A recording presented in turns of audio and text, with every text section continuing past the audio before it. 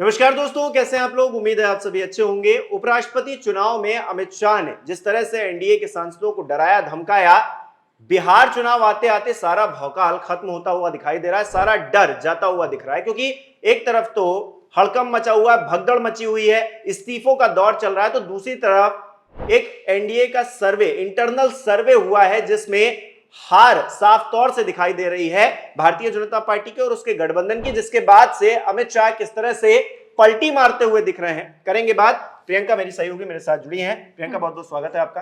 Priyanka, internal सर्वे में हार दिख रही है, अमित शाह की सारी चाणक्य नीति क्या धरी की धरी रह गई? पूरी तरीके से फेल हो गई है, ये कहना बिल्कुल सही होगा हिमांशु, क्योंकि बिहार के चुनावों की अगर बात की जाए तो पहली बार मोदी काल के इतिहास में ऐसा हो रहा है कि गृह मंत्री अमित शाह खौफ खा रहे हैं और टेंशन में नजर आ रहे हैं। क्यों खौफ में नजर आ रहे हैं? क्योंकि बिहार चुनाव भारतीय जनता पार्टी के लिए अग्नि परीक्षा है। जाहिर सी बात है कि प्रधानमंत्री नरेंद्र मोदी पर 75 का होने के बाद से इस्तीफा देने का दबाव है, मार्गदर्शक मंडल में शामिल होने का दबाव है। अब इस दबाव से बचने का एकमात्र तरीका है कि एनडीए पूर्ण बहुमत की सरकार बनाए बिहार में, लेकिन ऐसा कुछ होता हुआ नजर नहीं आ रहा है। इसीलिए अमित शाह टेंशन में नजर आ रहे हैं। और कितना टेंशन में नजर आ रहे हैं, क्यों टेंशन में नजर आ रहे हैं, इसको लेकर भारतीय जनता पार्टी का ही एक इंटरनल सर्वे लीक हो गया है।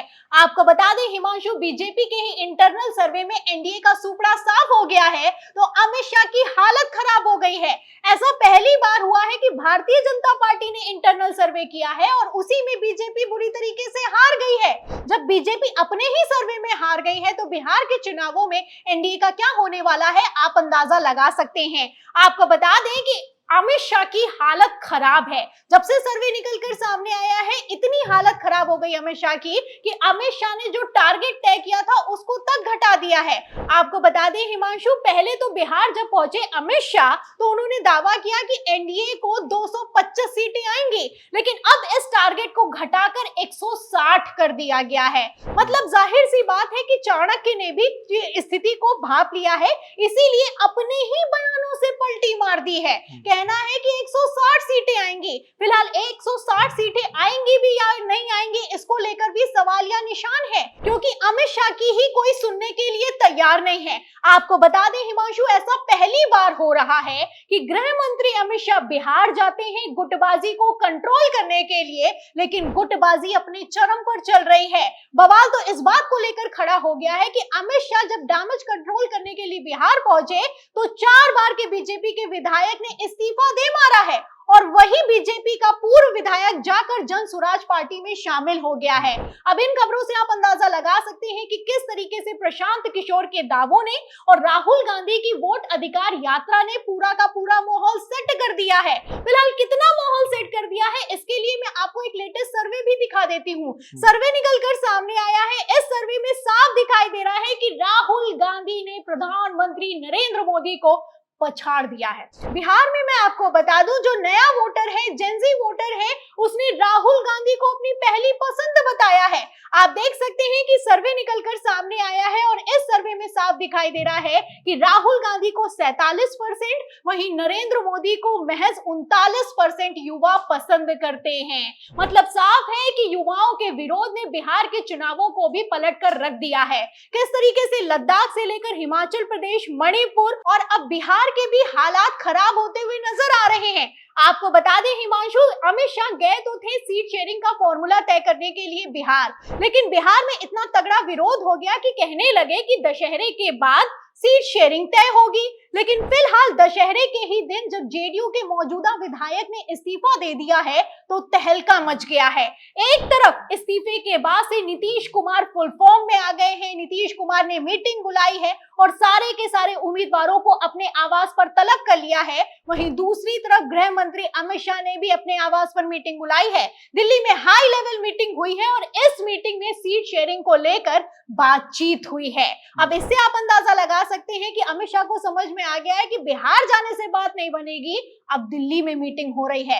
एक तरफ अमित शाह दिल्ली में मीटिंग कर रहे हैं, वहीं दूसरी तरफ नीतीश कुमार बिहार में मीटिंग कर रहे हैं। अब इस मीटिंग के खेल में बिहार का चुनाव फंस गया है। और कितनी बुरी तरीके से फंस गया है हिमांशु, इसका अंदाजा आप इस बात से लगा सकते हैं कि पिछली बार बिहार के 2020 के विधानसभा चुनावों में महागठबंधन की अगर बात की जाए तो 110 सीटें तेजस्वी यादव को मिल गई, वहीं नीतीश कुमार 125 पर थे और इनकी पार्टी तो सबसे कम सीटें 43 सीटों पर है।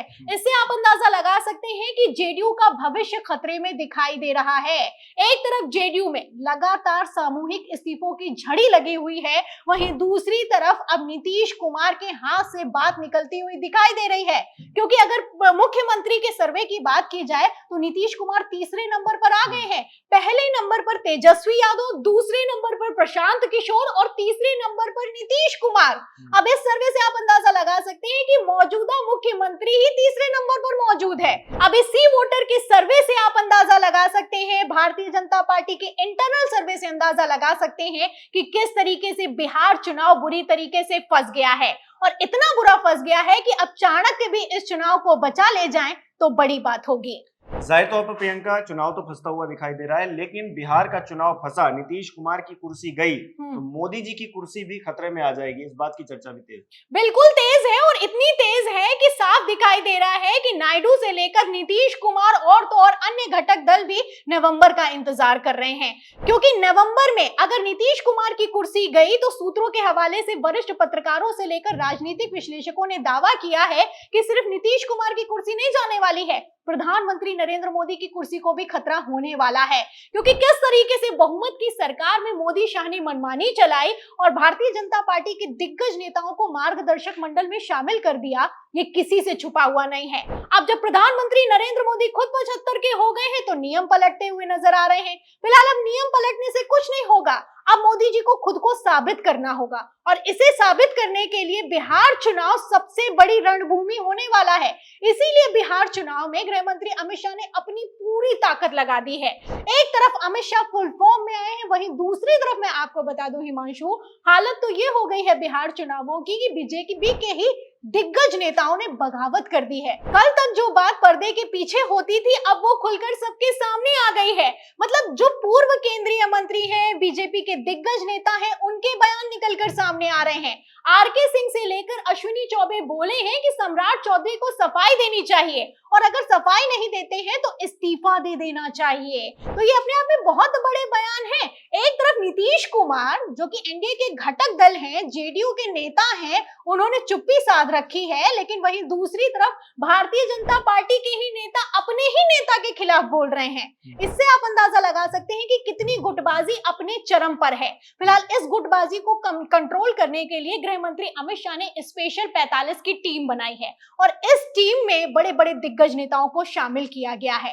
अब ये टीम कितना कमाल कर पाएगी और बिहार के चुनावों में क्या प्रधानमंत्री नरेंद्र मोदी की कुर्सी बच पाएगी, ये देखना होगा। बिल्कुल, अब तो जमीनी आंकड़े भी निकलकर सामने आ रहे हैं, इंटरनल सर्वे के आंकड़े भी निकलकर सामने आ रहे हैं। और जो पहला लोकपोल का सर्वे था, आपको याद होगा दोस्तों, हमने आपको दिखाया था, उस सर्वे में तो लंका लगती हुई दिखाई दे रही है। तो ये सर्वे एक तरफ है और दूसरी तरफ चाणक्य नीति है। अब कौन आगे निकलेगा, किसका प्रेडिक्शन ज्यादा सही होगा, देखने वाली बात होगी। आपकी क्या राय है इस पूरी खबर पर, हमें कमेंट करके जरूर बताइए।